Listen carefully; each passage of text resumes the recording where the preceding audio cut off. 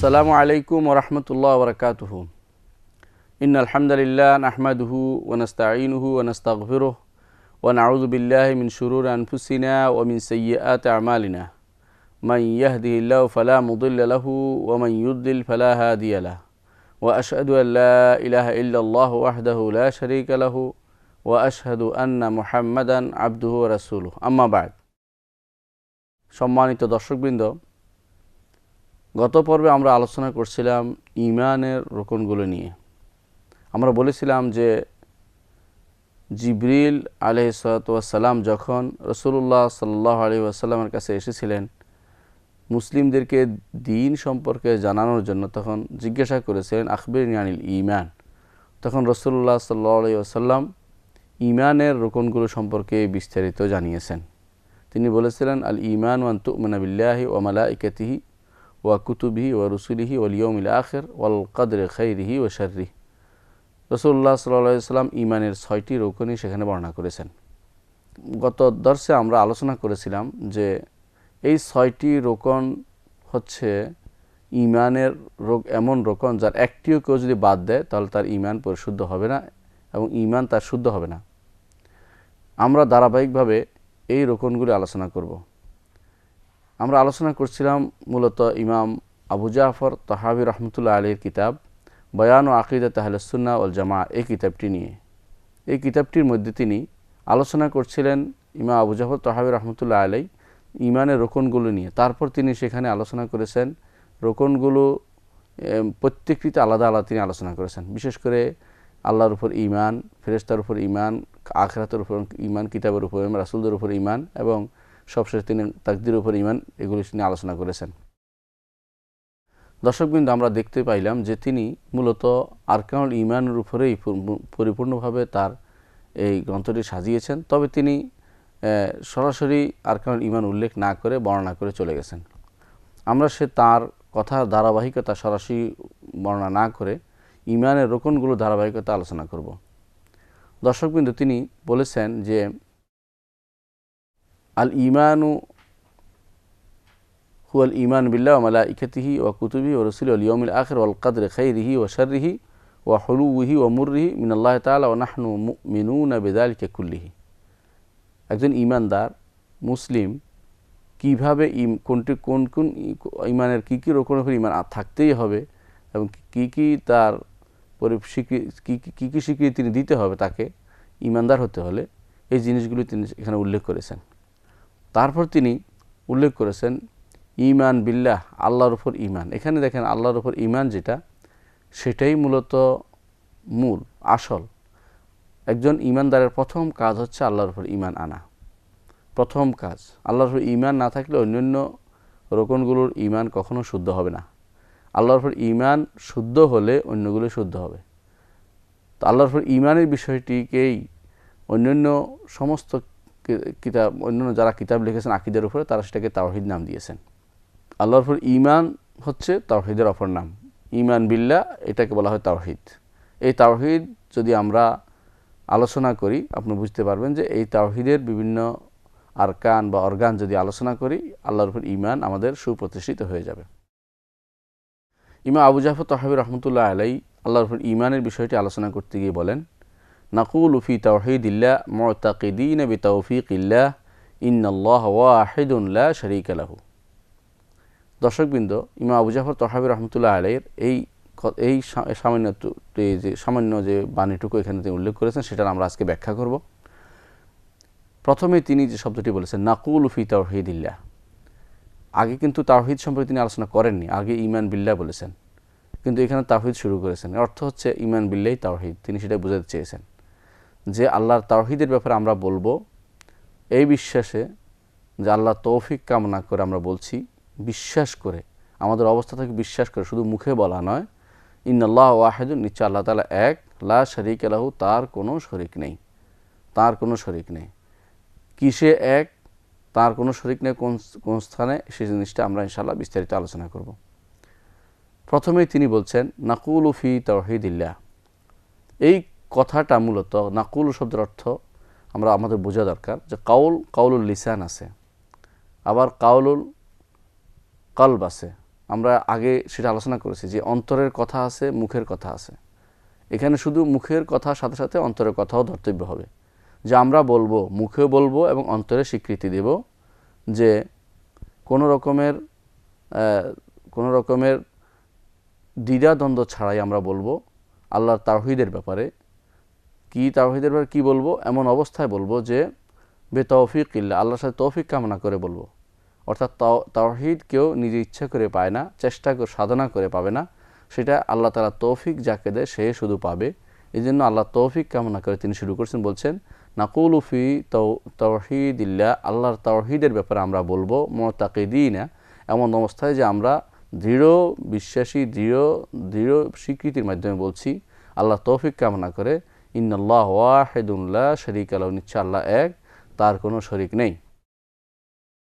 সুতরাং এখানে দৃঢ় বিশ্বাসের ব্যাপারটি মুতাকিদিনা বলে তিনি নির্ধারণ করছেন, মুখে বললেই হবে না, অন্তরের স্বীকৃতি থাকতে হবে এবং আল্লাহ তৌফিক কামনা করতে হবে যে আমলের মাধ্যমে এটা যেন আমরা আমাদের কর্মকাণ্ডে নিয়ে আসতে পারি।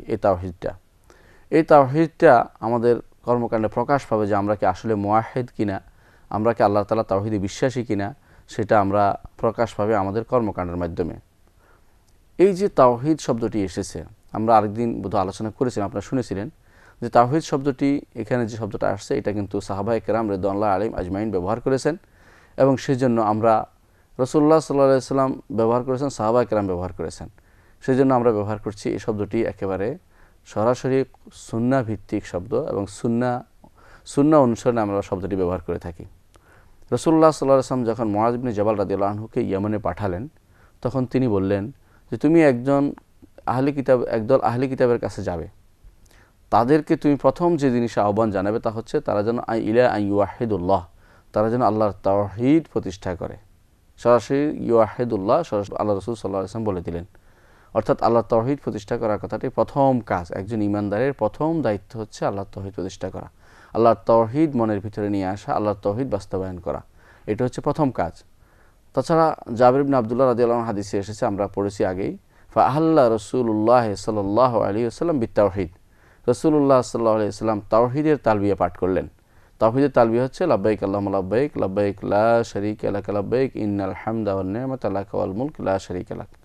এটার নাম দিয়েছে তাওহীদ। কেন? এর মধ্যে আল্লাহর একত্ববাদ প্রতিষ্ঠা করা হয়েছে, আল্লাহ তাআলা তাওহীদ প্রতিষ্ঠা করা হয়েছে, আর সাথে সাথে শিরিক, আল্লাহ তাআলা থেকে যাবতীয় সবই শরিক সেখানে বা অংশীদার হওয়া, সেটাকে দূর করা হয়েছে, যে আল্লাহ তাআলার সাথে কোনো অংশীদার নেই।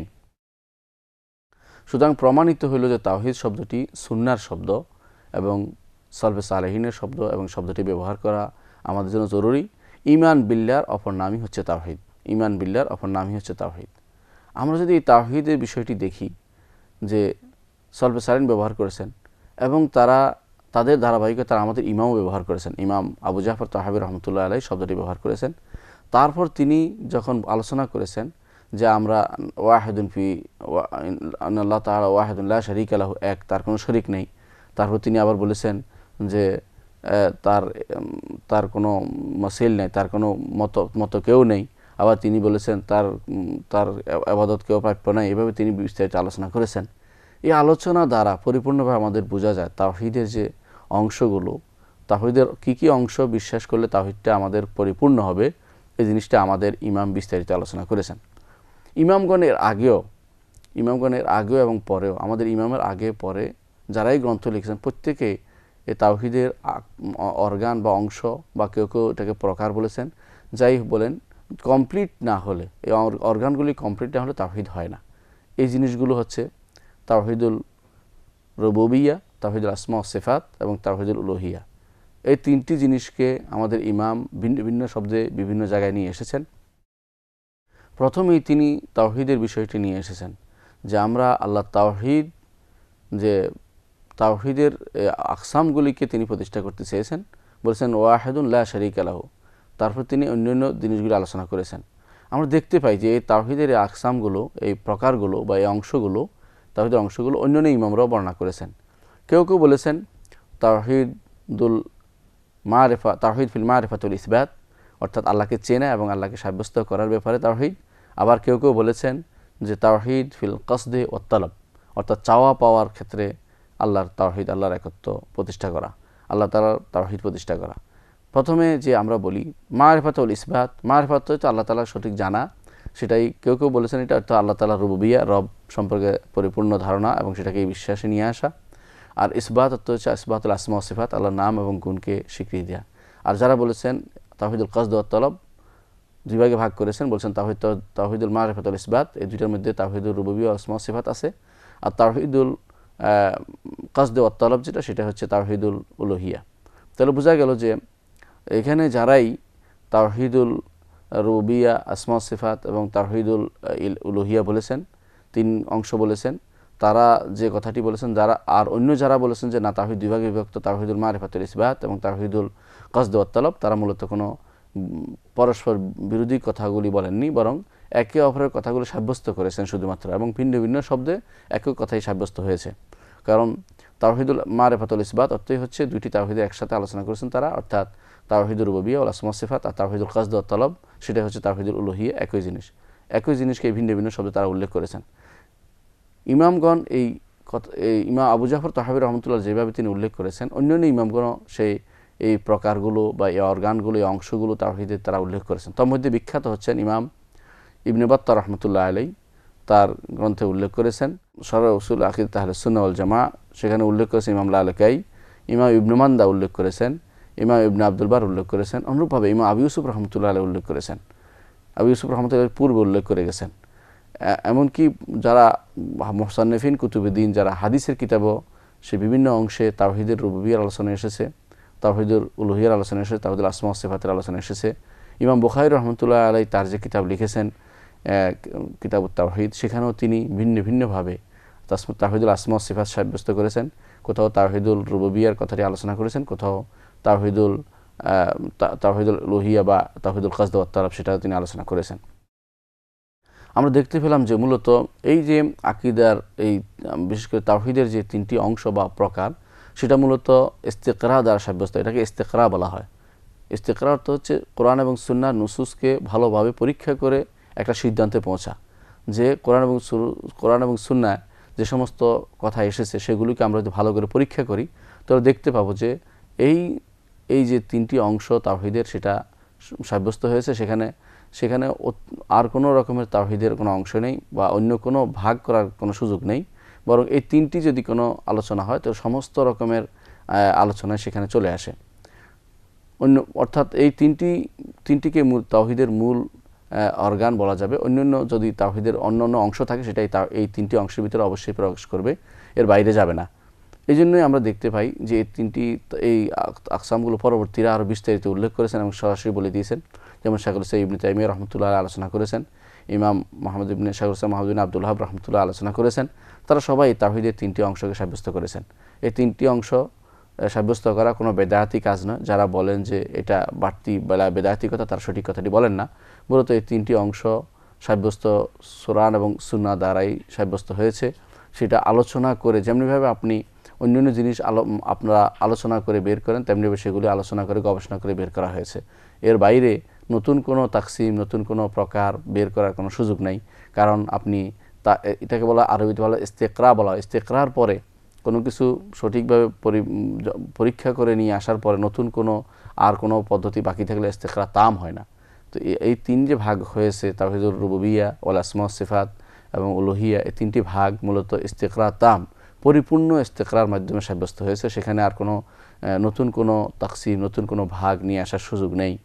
আপনি যদি কোনো পরীক্ষা করেন, কেউ বলে থাকেন তাওহীদুল হাকিমিয়্যাহ, বিধানের ক্ষেত্রে আল্লাহ তাআলার তাওহীদ, এটা মূলত তাওহীদুর রুবুবিয়্যাহর অংশ।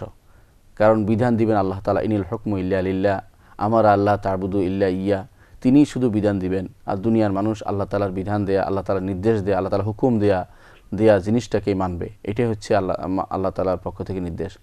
হুকুম দানের ক্ষেত্রে এটা হচ্ছে তাওহীদুর রুবুবিয়্যাহ, আর হুকুম মানার ক্ষেত্রে এটা হচ্ছে তাওহীদুল উলুহিয়্যাহ, যে দুনিয়ার মানুষ আল্লাহর নির্দেশ মানবে।